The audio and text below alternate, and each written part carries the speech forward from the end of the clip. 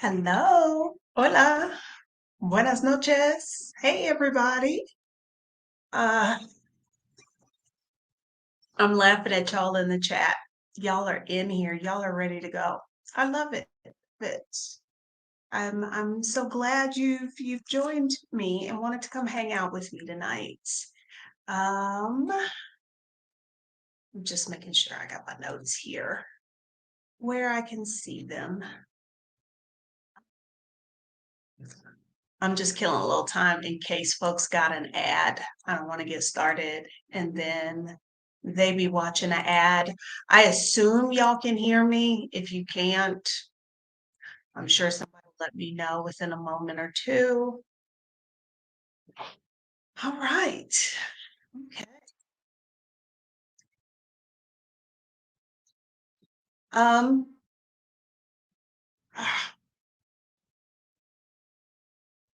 I'm I low key, I'm trying to hang out in the chat with y'all. Uh, but I need to get down to the business of why we are here. Okay. So, for a lot of people, the number one obstacle to leaving the United States is money. But what if I told you uh, that there are ways to get out of the US that don't require you to have a passive income, a large amount of money saved, or your own business? That's what we're going to talk about tonight, how you can move abroad even if you're broke or broke a. But first, if you are new here, welcome to the Picky Girl Nation. Uh, my name is Adelia Borishade, although most folks on the internet know me as Picky Girl Travels the World. I am a financial educator and a relocation specialist. Mostly, I help Black women gain financial confidence so that they can do whatever it is their heart desires, which might include moving abroad or traveling the world. Um, and so we talk about that on this channel. We also talk about travel and living abroad. I am coming to you live from Mexico City. So if any of those topics sound good to you, you should be subscribed to this channel. If you haven't done that, do that now. If you haven't turned on notifications, because I see several folks in the chat saying that this is the first live they caught. If you don't want to miss future lives, make sure you turn on notifications. That way, YouTube will let you know the next time that I go live. Before I jump into tonight's topic, because I don't want to forget this, because I was just realizing I don't have a link ready. Tomorrow, I am going to be going live about this time on Money Coach Malika's YouTube channel. If you were here last week, our conversation was about fire, financial independence, relax and ease, how I retired at 45.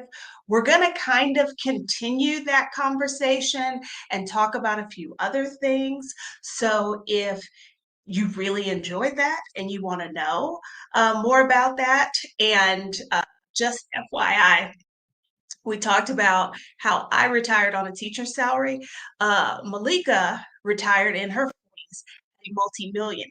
So it is bound to be an interesting conversation. So tomorrow, Thursday, June 8th, 7 p.m. Eastern Daylight Time. And I will remember to put a link to that in the description. Okay, so to the matter at hand. So yes, I did say that this video is for the folks who think they are too broke to move abroad. We're going to talk about strategies for people who don't have a lot of money, who want to get out of the United States. First thing though, let's dig into this a little bit. Is there such a thing as being too broke to move abroad?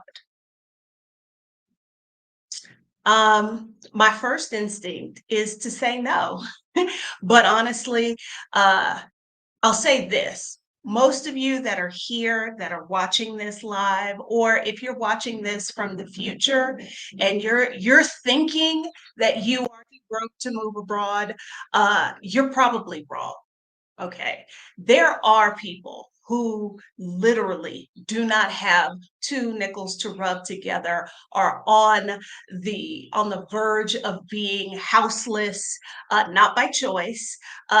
If you are struggling with how what am I going to eat tomorrow, you might be in a position that moving abroad is not recommended.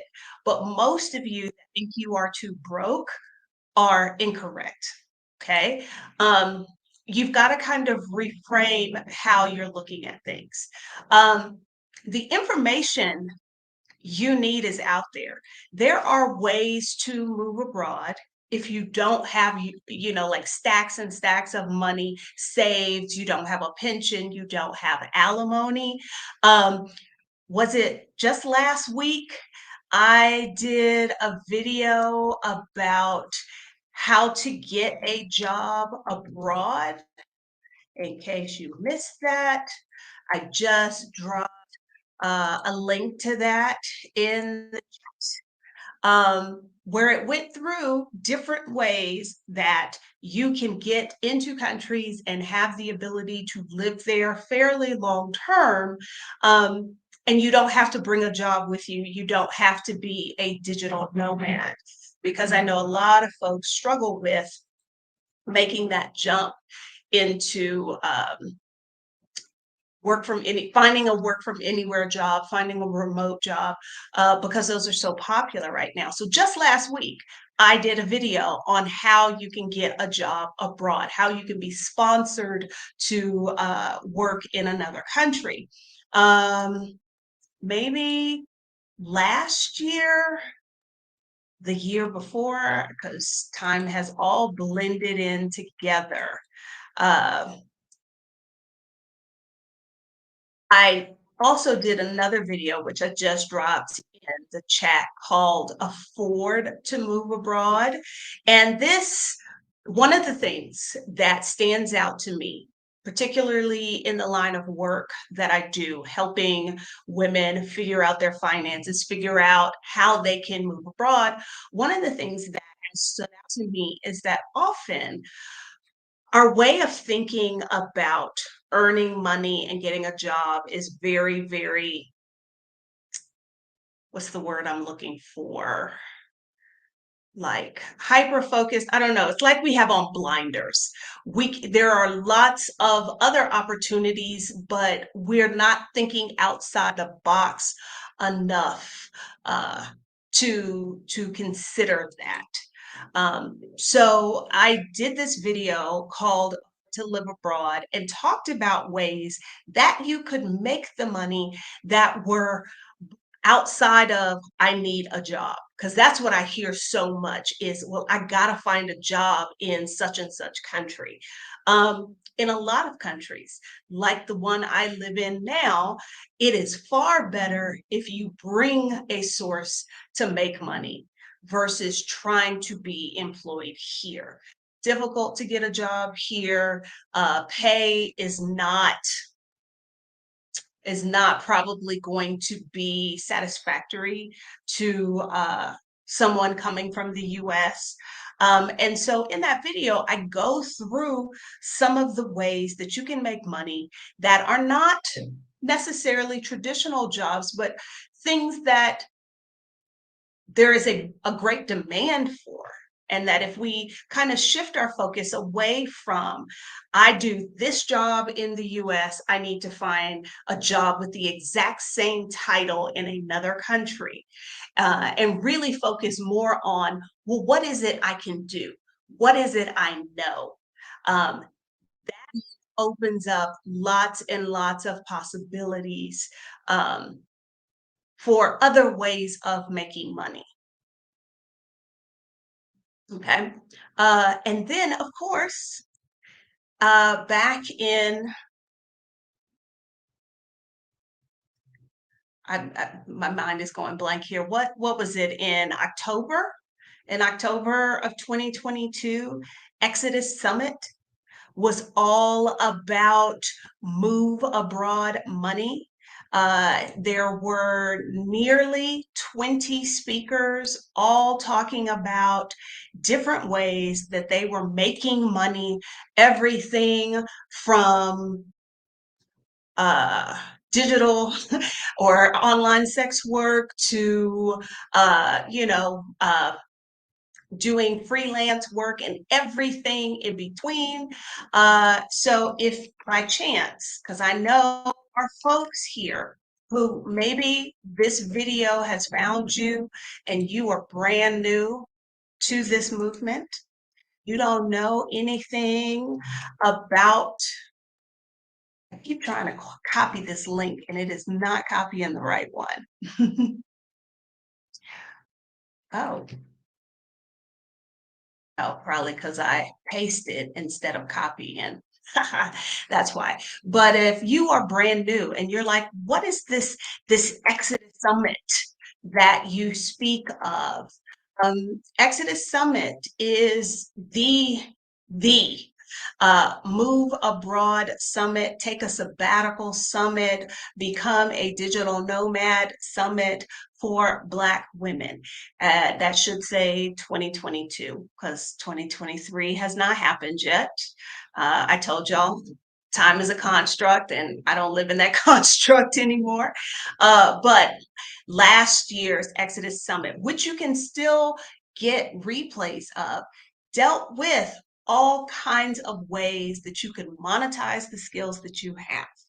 Okay, so I say all of that to say that um, the information is out there, that we've got to, I don't know what the right term is, but sort of like loosen up our thinking, not be so rigid um, about these are the only ways I can fund the life I want. These are the only ways to do it. There are lots, I think it's sort of the shift we've seen where, okay, prime example. In one of the groups I'm in, a financially focused group I'm in, a mom of a new college graduate posted that her child had just graduated with a degree but won't get a real job, that her child is satisfied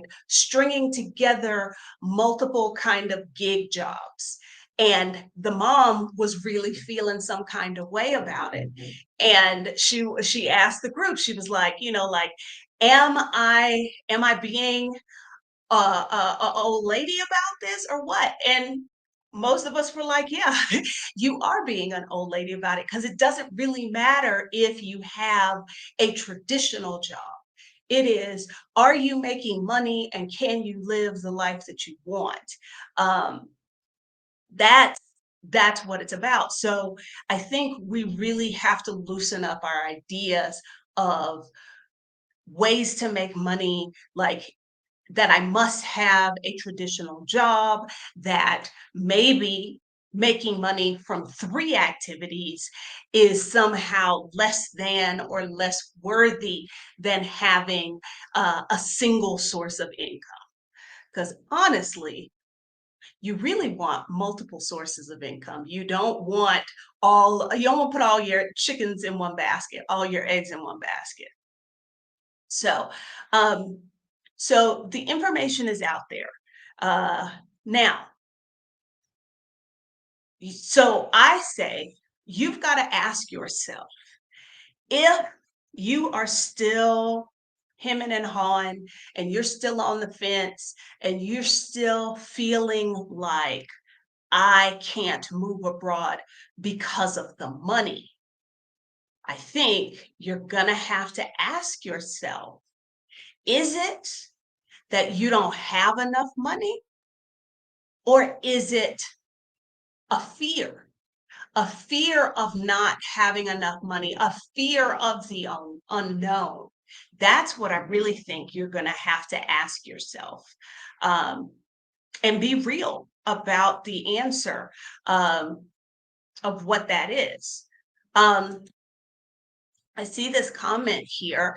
I only make 40K a year living with my parents, and I'm struggling to see how I can move abroad. I'm wondering if there is something else going on that you're not saying here, because so far I don't see the problem. Are we thinking that you need tens of thousands of dollars to move to another country? Is that what it is? Because you don't. Um, I I can't think of when it was, but if you, because I do not have this link handy, if you go to my videos and you search, what is it called? Create a financial plan for moving abroad. This I think, now I could be misspeaking, but based off of the information you gave me, I don't see how much money you make in the US is necessarily connected to whether or not you can move abroad. Okay, so if I'm missing something, give me some more details. But I think this is like what Rashida Dow, one of the co-founders and co-hosts of the Exodus Summit, has been saying, was it the last 2 weeks on her channel, about doing the math. I think we often have this idea, um, that it's going to cost way more than I could possibly ever have. And so why should I bother doing the math? Why should I, like it's not even feasible. For those of you that were here last week, remember, I had no intention on retiring early. I just wanted to retire someday.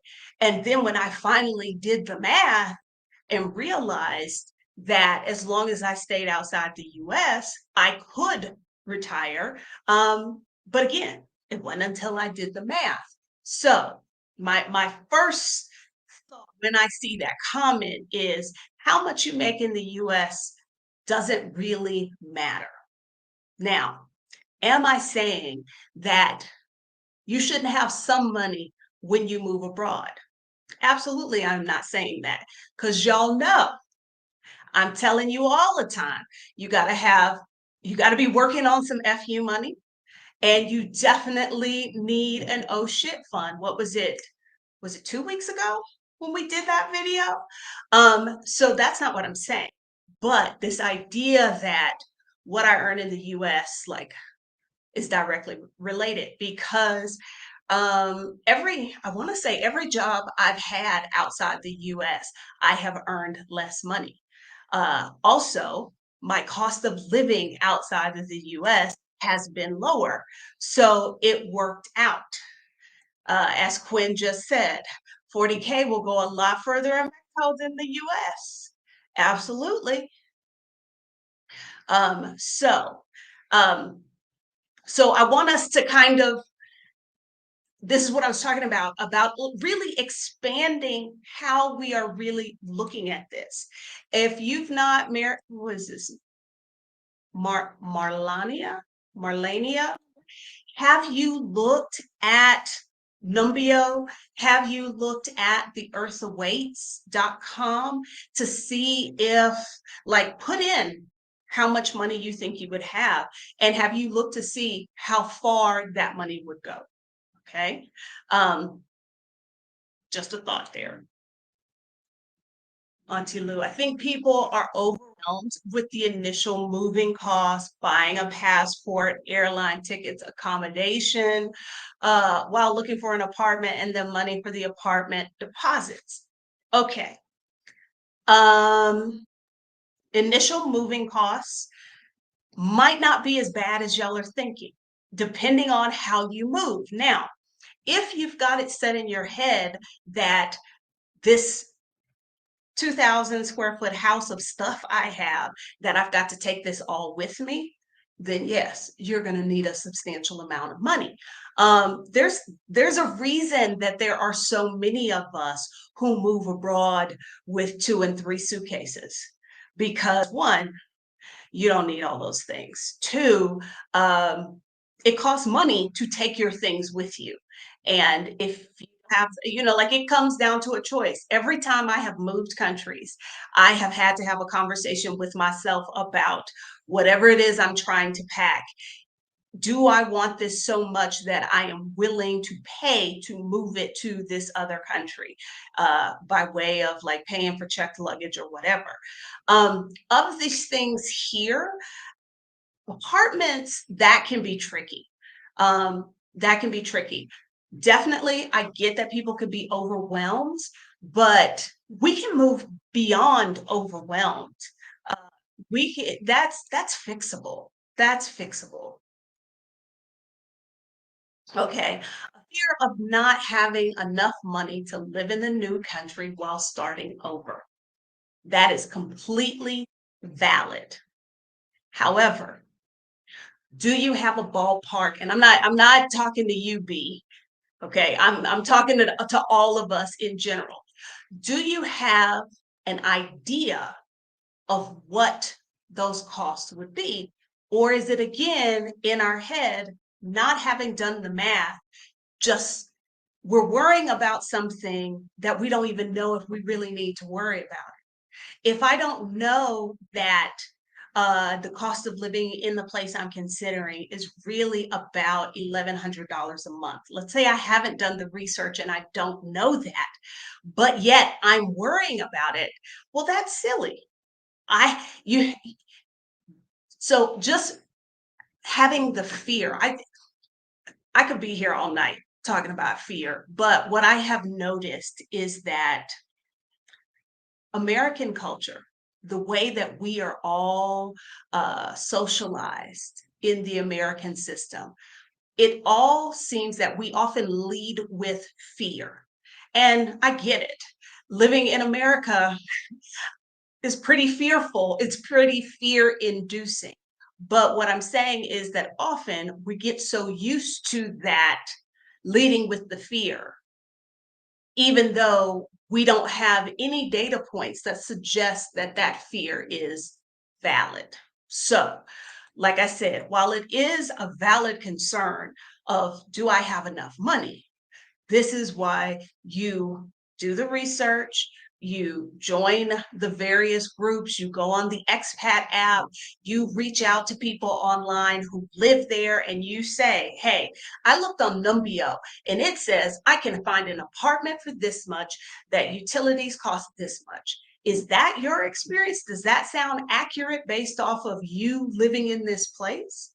Once I have gathered that information, I can really assess, is that fear valid or is it coming from um, somewhere else? Okay.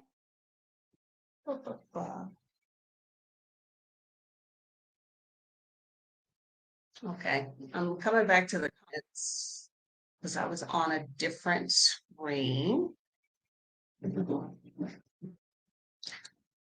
You got to do the math, do your budget, then do a budget for where you want to move and see the difference. Make it plain. Um, And so, again, I think this is I feel like this is a uniquely American thing. I may be wrong, because all of my data is anecdotal, but the assumption of the fear first without any data seems to be a very American thing. Okay, all right. I guess the issue is saving with my current job, but my current job is not remote. Okay, that I can understand, finding ways to put that money aside. And that's kind of one of the things that we talked about when we had the conversation about oh shit money. How to find those gaps between what you have coming in, what you have going out, all of that. Okay, Aspen Sierra. I'm trying to pay down debt so I can free up all that money I'm spending on payments. Okay, tracking expenses. Okay, all right. All right, so um, like I started with the question of, is it really that you're too broke to move abroad? Or is it kind of this assumption you are without really knowing? So that's the first thing, is to really go to those cost of living calculators. Uh, Join the Facebook groups, the WhatsApp groups, go on the expat app, get in places where you can talk to other people who live in the areas you're considering so that you can get as accurate of a picture as you can, um, before you make the assumption that you can't do it. Now, one of the things I talked about in Get a Job Abroad video is adjusting our expectations. A lot of us feel like, I'm going to leave the US and I've got to land in the perfect country, doing the perfect job, all of that. I'm a prime example. I moved to a country that was labeled, or a city that was one of the top two murder capitals in the world. That was not where I intended to spend the rest of my life. However, I got an opportunity to get out of the US, and I then use that opportunity as a stepping stone. So I think if we apply that here, and we're going to talk about what are some ways that you don't have a lot saved up, but you really want to get out of the US. How can you do that? Okay.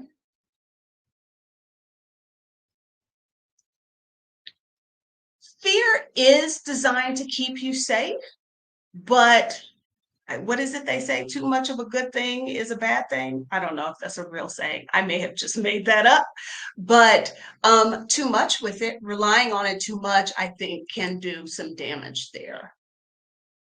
Okay. I'm marking a few questions I see in the chat that I want to come back and look at.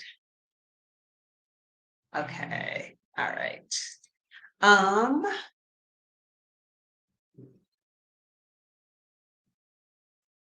okay.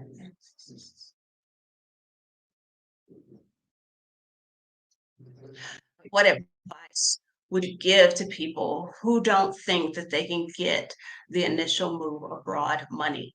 My advice is figure out how much money that is.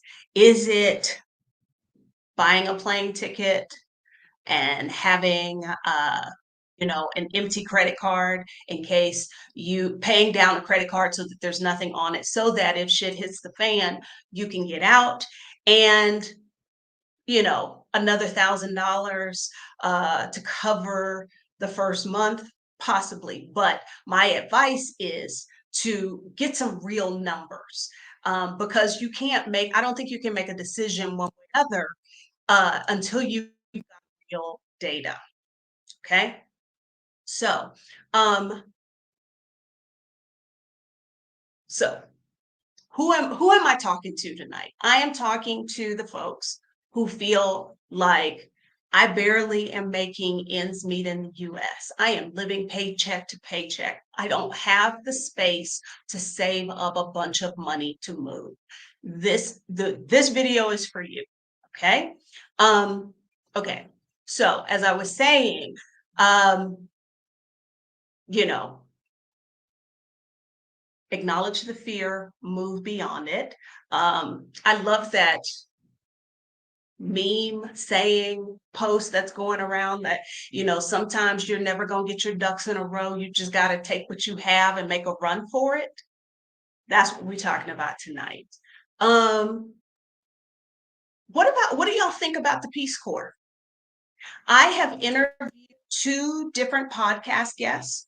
One who was very young, just out of college, another who was in her 60s, who joined the Peace Corps as a way to move abroad and fund her retirement. Okay, I see.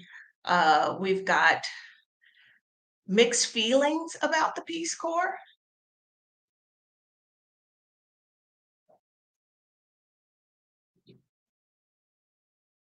because it seems like the perfect answer to this problem. What does the Peace Corps do? They do a lot of different things all around the world. Now, right, B, here we go. Had never thought of that. Um, what was it? I think it was in 2020. Yeah. It was actually the first year of the podcast that I interviewed these two women, completely independent of the other.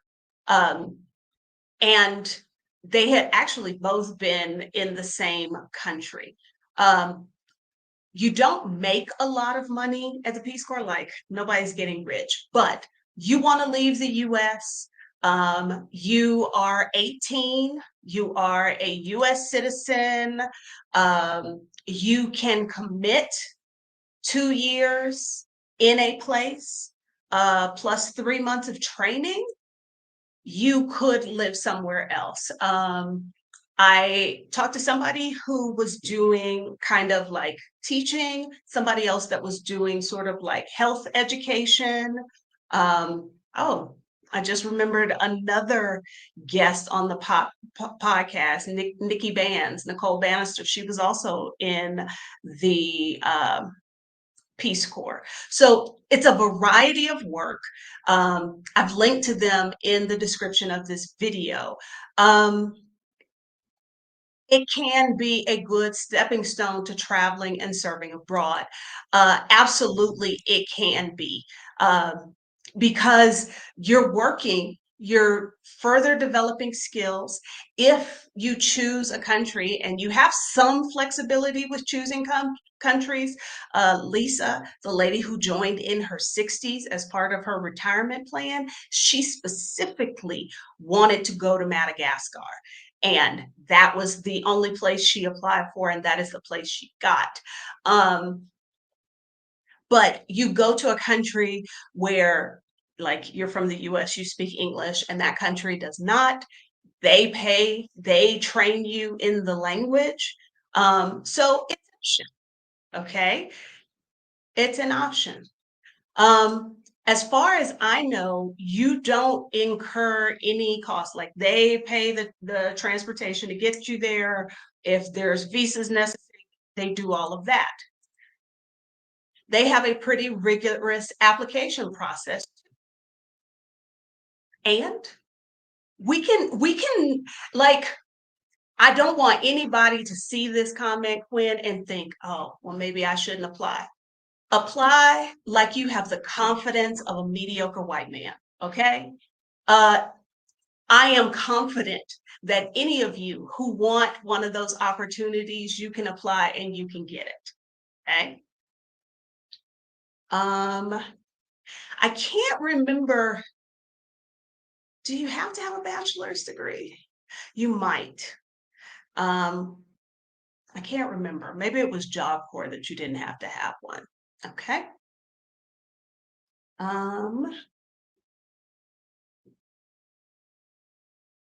yes, they provide housing. They provide everything, and you get a small stipend. Um, so if here's the thing, y'all. My children always tell me I don't know how to sugarcoat things. Here's the thing. If you're telling me I can't move out of the US because I don't have enough money, and I've just told you of an organization where you don't need any money at all, they will move you to the other country. They will give you a job to do in the other country, and they will make sure that you learn the language, learn the cultural stuff you need to. Okay. But this is what I was talking about. Like, this is not. I'm not talking about like, oh, the country you get for your Peace Corps, I know they don't call it deployment, assignment. Like that's got to be the country you're in love with and you want to stay there for. No, that's not what we're saying. Okay. But if the issue is you want a way to get out of the US and you don't have a lot of money, this is an option to do that. Okay. Okay. Um, 2-year commitment is great for your resume, great reputation, help with student loans, deferment while serving. Do we need to say any more? Again, so I think part of it is we, y'all know I am picky, but we might have to decide which part of this we want to be picky about. What matters more? Um, you know, if you are like F Doctor, and you don't want to be in some rural place out in the boonies, maybe this is not the option for you. Okay. But if you want adventure, you want to maybe go off the beaten path a little bit. I worked with somebody in Honduras who had actually had been in the Peace Corps in Honduras, met a girl, got out of the Peace Corps, took a job at the school that I worked at so that they could get back together. So there are Peace Corps opportunities everywhere. If you go to the website, which is peacecorps.gov, you can see all of the information about requirements and all of that. Okay. All right. Another option, let's say you like the idea of the Peace Corps, but you are not an American citizen, or you maybe want something a little, I don't know if I want to say refined, but VSO, volunteer service overseas. It's kind of like the UK version of the Peace Corps, but you don't have to be a UK citizen to participate. They do want you to have 3 years of experience in your professional field. You need a degree or equivalent qualification. So to me, that doesn't necessarily mean bachelor's degree, background check, yada, yada, yada. Um, Willingness to live on a basic allowance, adapt to living conditions, so on and so forth. So that's another option. On most of these sites, you can kind of get a sense of what are some of the things that are available, locations wise, what kind of jobs, and look and see if anything speaks to you. Okay. Okay. So that's another option. I saw somebody mention my third option in the chat. Um, where is it? Somebody mentioned the UN volunteers, and here it is. The UN volunteer program seems a little better, more valuable to the communities they're in. Now, I think you're the one who said earlier, I've got mixed feelings about the Peace Corps. Everybody I have ever interviewed who worked in development at some point, whether through the Peace Corps or some other organization, all had mixed feelings about the nature of the work and how the projects are implemented. So that is fair. So that is another option. UN volunteers. Now the requirements vary. You can go to the website. I think it's unv.org It's linked in the description. The jobs, the assignments, I saw some as short as 12 weeks. I saw some as long as 1 year. And then often it would say, like, this is renewable, what have you. One of the things that I like about the Peace Corps, VSO, and UN volunteers is there is no age limit because with a, well, I will hold that up. In the UN, the max age seemed to be 80 years old, but I think I did see some postings that said like they would abide by whatever the age limit was in the country. But when you are like applying for a job, this is particularly for the folks who are like trying to get a residence visa sponsored, there is an age cutoff. It's one of the reasons why getting residency in Canada at my age is really difficult. With the way their system is designed, once you hit 40, um, you don't get enough points to make the cutoff. So to see opportunities that have no age limit or a very high one, I like that because there are folks who may find themselves where retiring in the US doesn't look tenable given the prices of things, but they still, are mobile, they're still functional, they're still sharp, and they want to do something and they want to see the world at the same time. These kinds of opportunities might be exactly what they need, what they're looking for.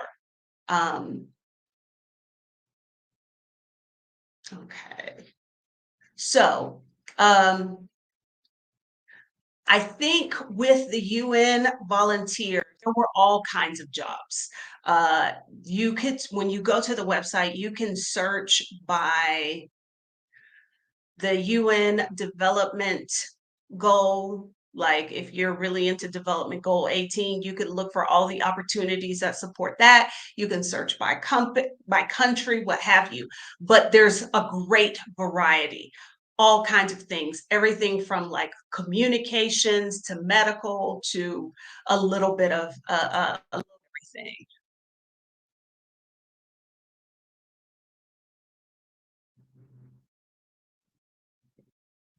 Okay. Um, oops. I was trying to mark this comment.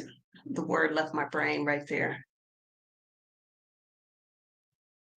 Um, Typically, embassy jobs in a country are going to be local hires. If working for an embassy is something you're interested in, um, foreign service exam. And this is one of the things I talked about in the Get a Job Abroad video. And I also interviewed a diplomat. And she stressed on my podcast, she stressed how you can work for the Foreign Service, which is working for the State Department in the embassies or related to the embassies around the world, but that you don't have to be a diplomat. Like they need clerical workers, they need, building operations folks. Some of those jobs are hired through that program. But then if you're like in Panama and you're looking at an opening there, that might be considered a local hire. And so the package, I was just making sure the electricity didn't go out.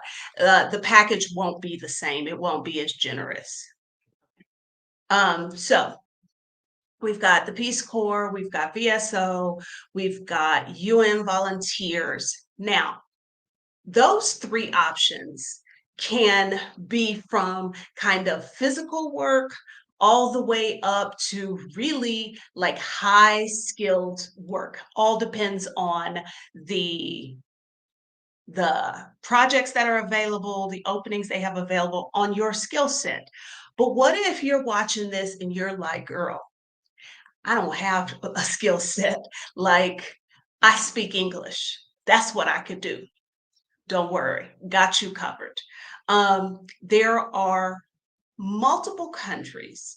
I do not claim to know all of them, but there are multiple countries that have government sponsored programs for you to come and teach English. Now, one of the reasons I am sharing these with y'all and not saying something generic like, oh, well, you can teach English abroad like in China, is because with a lot of, when it comes to teaching abroad, there are different levels and the pay, the benefits, how you will be treated varies. And I would say, and if you think I'm wrong, please let me know. Based on my experience, I would say the folks who teach kind of like at language academies, language schools, like like I don't want to say these companies' names, but these are like the most popular companies that have language schools abroad. Of them is a has the same name. I do not know if it's owned by the same people, but it has the same name as a very large theme park in Florida, and the other has a name that is associated with student travel. What I observed is that these people got screwed over a lot. They were like on the lowest rung. So that is always an option. However, that's not where I would start. If I'm in a situation where I don't have a lot of money saved up, but I want to get out of the US, I would not start there. I would start with one of these government programs. Quinn, I feel you. I'm a teacher in the US. I'm not trying to deal with any more kids. I felt the same way. Oh, how I felt the same way. I will say that if you are going to teach abroad, the top of the pile, the best gig to get is at a true international school. And that is where, especially if you've taught in the US public school system, that's where you learn like, oh, there you can have a teaching job where you just leave the teaching at work and you get off work and you're like a normal person and there's actually a work-life balance. But I was so burned out, I could only do that for a couple of years. So, talking about these government programs that are recruiting specifically people from English speaking countries to come to their country to teach English and kind of do a cultural exchange. That's really, I think, what's the root behind these programs is they want the cultural exchange that happens by having a person from the UK, from Australia, from the US teaching the students English, not just somebody from that country who also speaks English. So countries that have programs like that, Spain has that program, and these are all linked in the description. North American Language Culture Assistance Program, NALCAP. You got to be a US citizen, you got to have a valid passport through the time of your participation. What else does it say here? Um, you do need either an associate's, well, okay, you can have a bachelor's degree, an associate's degree, or be currently enrolled in a degree program. If you're a sophomore, a junior, or a senior working on a bachelor's, you would qualify for this program. Good physical, mental background check. They take people from 18 to 60 for this program in Spain. Now, I don't know if this is true about the other countries, but I do know for Spain that this is a way to get your foot in the door, that you can work doing this language assistant program, and some of the time, not all of it, some of that time could go toward counting toward uh, a long stay visa. So I think the time counts as like half. So like you could get in the door with this language assistant program, and then once you're there, there is the possibility. I know this specifically for Spain. I don't know about other countries. You can change your designation, and then a lot of people get jobs at language academies in the country, like on a work visa, and then use that to work toward permanent residency and then possibly citizenship. Not the easiest route, but if you don't have a lot of money, you're not interested in starting your own business, you haven't been super lucky finding work from anywhere, remote work, this might be the way to go. Okay, so Spain has that program. France has a teaching assistant program in France. Now, there's it's you get to be in France or it's overseas departments for 7 months. So you could, and these programs pay you. They pay you, you have proper visa, you have insurance. Now, do they pay you a lot of money? No. In Spain and in France, you're looking at about €1,000 a month. So it's not big money. But if the goal is to get out of the US, this is a good option. Um, what I was saying about France's program is that it includes the overseas departments of France. So that means place like French Guiana, Guadeloupe, Martinique, Reunion, not from at least the aesthetic point of view, not horrible places to spend 7 months teaching some folks English and learning some French culture. Um, so those are good. Um, those are good options. So we've got Spain, we've got France. Um, Japan and Korea both have programs like this. In Japan, it's the JET program, JET, Japanese English teaching. I can't remember what it stands for, but basically, you can get hired to be an assistant language teacher, bachelor degree, no English, I mean, no age limit. You need to be from an English speaking country. I believe the assignments are about a year. You get paid. They help with, getting you there. And again, no age limit. You've got to be open to the idea of participating in a cultural exchange. That's kind of a common thread I saw through all of these programs. Korea's program is called EPIC. English program in Korea, I think is what it stands for. 1 year, you need a bachelor's degree, that sort of thing. So those are some options with fairly low barriers to entry. Okay. NALCAP applications are once a year. Pretty much all of the language assistant programs are once a year. And people stalk the websites to make sure that they are ready to apply when they open. You find and secure your own thing. But if you don't have a lot of money and you are trying to get out, not bad. Not bad. Okay. Let's see what y'all talking about in the comments. Um, can you do these programs full times? As far as I know, you can. And I've come across in various groups I've been in where people have done them multiple times, and then quite often relay that into something else. Especially if you don't speak the country's language and you like lean into that while you're there, I think that's a good way to set yourself up to make a transition over that into a more traditional kind of employment situation. Okay.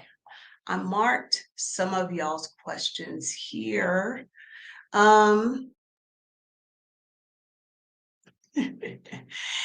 you need to earn enough money for your new life abroad, not what you need, not you would need in the States. Write down your abroad budget. That will help you figure out how much you need to earn. Absolutely. And I think there's a big part of stepping away um, from the fear. Because on the one hand, I get it. You're in the US, you are barely making ends meet, and you're like, girl, I do not want to be homeless in Brazil. Okay. I don't want to be homeless in the US. I don't want to be homeless in Brazil. I get it. Okay. That frightened me. I don't know if y'all heard that thunder. Um, seeing what a dog was doing. I get that, and that's why I always preach about having that oh shit money. Like you step out on faith, you go, you try this thing, it don't work, you can go back. Okay. I think part of, and I know I had this fear for a very long time of leaving what I knew. Like I have this job, I don't love it, but I'm in a good position here. If I leave it and I have to come back, I'm not going to get this exact same spot. That might be true. But was I loving that spot to begin with? Probably not. And so being willing to step out, give something a try, if it works and it is a stepping stone to something better, fabulous. If it isn't, there's no shame in going back because you tried to do the thing. You wanted to live abroad, you gave it a shot.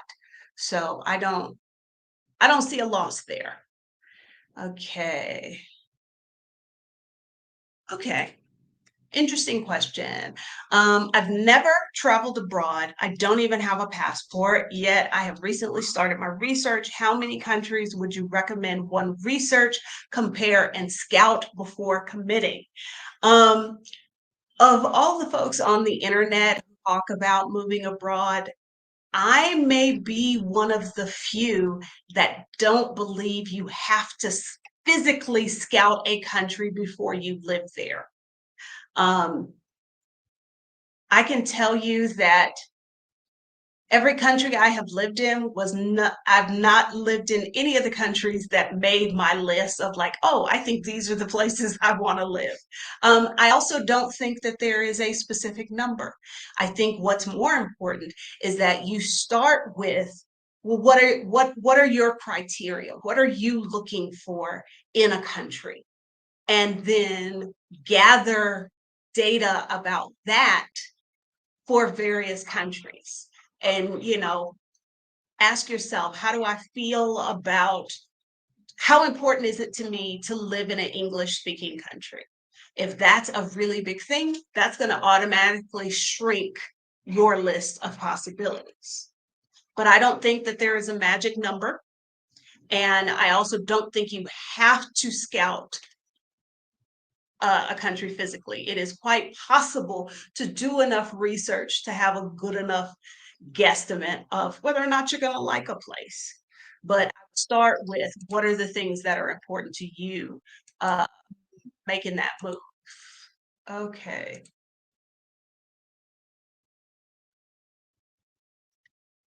I marked this question, E. Dunlap, and I don't remember what it was referring to. Um, sorry about all that noise, y'all. Huh. La la. Good question. What are some options, especially for women with children?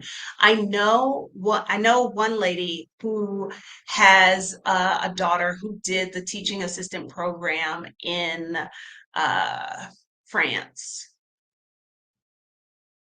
but I don't know. I don't know.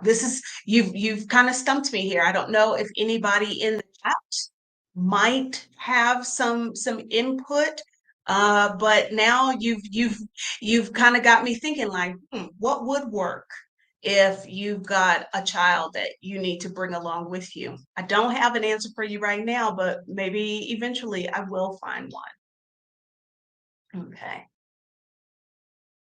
Let's see. I think these other questions. Okay, do you have any suggestions for someone without a degree? I keep finding that most postings require a bachelor's degree. Um, if I didn't have a degree in this day and age in 2023, I would not go this route. I would look at creating streams of income based off of the things I know how to do. Because when it comes to, um, let's say, being a virtual assistant, I don't, I, whether or not you have a degree is immaterial to the people you are assisting. What they want to know is these are the things I need done. Can you do them? Can you demonstrate to me that you had experience doing these things? So like I would look at other options, either doing something freelance or monetizing some knowledge or some skill that I have. uh, Very, very possible to do that and make a lot of money. But again, it requires thinking outside the box a little bit. One of the suggestions I make in that video about how to afford to live abroad is look at the populations of folks who are already living abroad. Uh, Digital nomads, expats in certain countries. What are the services and the products that they need? Do you have skill sets that match up with any of those? Again, doesn't nobody cares whether or not you have a degree if, like, I need somebody to do braids, I need somebody to cut and color black hair. Um, you know, it's gonna vary. Oh, okay. Um,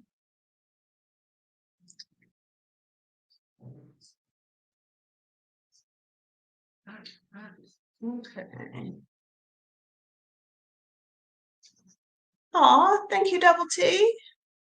Thank you for the super chat. I'm glad you found this useful and it helped. Um, okay. Suggestion. I heard of the Fulbright program, US student program. I believe they accept anyone with a bachelor's over 18. I interviewed Sydney. I can't remember what Dr. Sydney's last name is. I interviewed her on my podcast and she got a Fulbright, and we discussed that a little bit. She did her Fulbright program in El Salvador. Um, and so, yes, there are a variety of Fulbright programs. Um, let's see.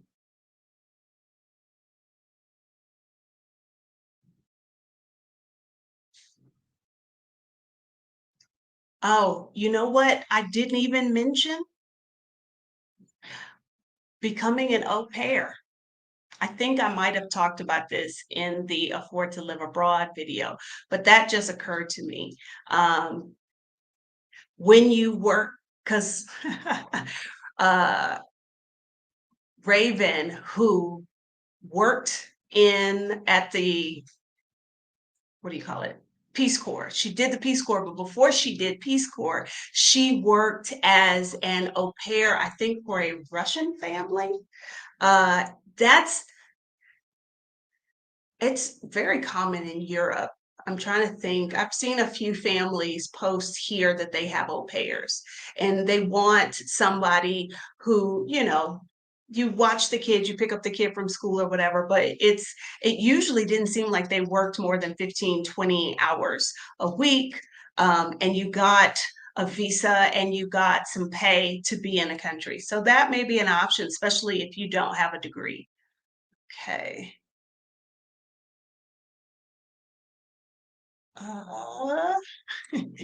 Uh, Nirel, becoming Nirel, I use StreamYard. And so I can I try to, as I see the chats coming in and I see ones that I want to come back and talk to, I can mark them. Joy, have you watched the video I did called Get a Job Abroad? I think I talked about nursing in there. Generally speaking, if you have a very, very specialized skill like medical field, something that and you don't have language skills. So like I've seen several people post in groups here in Mexico, like I work as a nurse in the US. What are my options for getting a nursing job in Mexico? Well, unless you are fluent in Spanish or have really good medical Spanish, I don't know how you would do that job. So if I did something like nursing, healthcare related, something like that, where working in another language wasn't really going to be an option, I would focus on the countries where that language is widely spoken. So this is why you see a lot of people who are nurses working in the Middle East, like Qatar, um, Kuwait, UAE. If you want to do the same work, you could, you know, think about wealthy Americans who have moved abroad and they are going to start aging. So if you want to work in that capacity, you would need to speak anything other than English, possibly. That might be a way. Again, you gotta, I think outside the box as much as possible. Think about who are the people already, what service or product can I provide them? Can I take the existing job that I have with me? Or, do my skills line up to something different? The job is totally different, but it's the same kind of stuff that I can already do. Okay. I don't know what the age limit is for au pairs, but I would not assume. I know that's who normally fills those jobs, but I wouldn't necessarily assume without doing some Googles to double check. Is there an actual age limit? Prime example, I talked about this in the other video. We often think about student visas as an option for young people. There are for I can't think of a single country that has an age limit on their student visas. So, for folks that are like, I don't have a bachelor's degree, how about you get a bachelor's degree in a country where college is basically free? There are a lot of those that offer their programs in English. And assuming you're interested in getting a bachelor's degree, if you don't want one, you don't have to get one. And in a country that allows folks on a student visa to work. Problem solved. So I'm not going to assume that you have to be an au pair until I do some Googles and double check that. Okay, I am going back up through your comments to see if there are any other questions we want to tackle.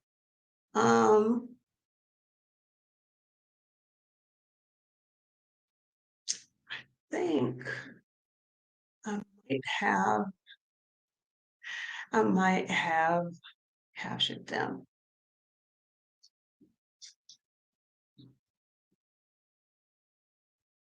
All right, I am not seeing any more. There, for the folks with children on my channel, there are several interviews I've done with moms who moved abroad, uh, ranging from I took my job with me, I got my own job, I found a job in the new country. I encourage you to watch those. You might pick up some ideas here and there of different ways that you could make this work for you. All right, Nell says that the au pair cutoff is 26 in the US, not sure other places. Okay, and we know that the US sometimes is different than everybody else. Okay. All right. So thank y'all for hanging out with me. If you enjoyed this video, hit the like button. Help YouTube help somebody else by sharing this video with them. If any of these programs are of interest to you, um, what was I going to say? All of them are linked in the description. Um, if you enjoyed last week's conversation about financial independence, or you wanna ask some questions to chat more about uh, wealth building, fire, and whatever else Malika wants to talk about tomorrow. I am going to be live on Money Coach Malika's YouTube channel tomorrow, 7 p.m. Eastern Daylight Time. You can come hang out with me there. And I mentioned this last week. I'll mention it again. Um, the Get Started Investing Challenge. Will be next month. I'm getting ready to open registration for it. You can get on the wait list for it, and you can also, excuse me, get on the wait list for the Financial Confidence Academy. This is a 6-month group program that teaches you the money stuff you wish you had learned in school but didn't. Okay. The both of those, the wait list is open. You just drop your email in there, and that when registration for those open up, you'll be the first to know. Get started investingchallenge.com. And I, thinking of words right now is really a struggle. Financial Confidence Academy.com. You can get on the wait list for either of those. I hope to see some of y'all tomorrow night over on Buddy Coach Malika's channel. And if not, I will see you later.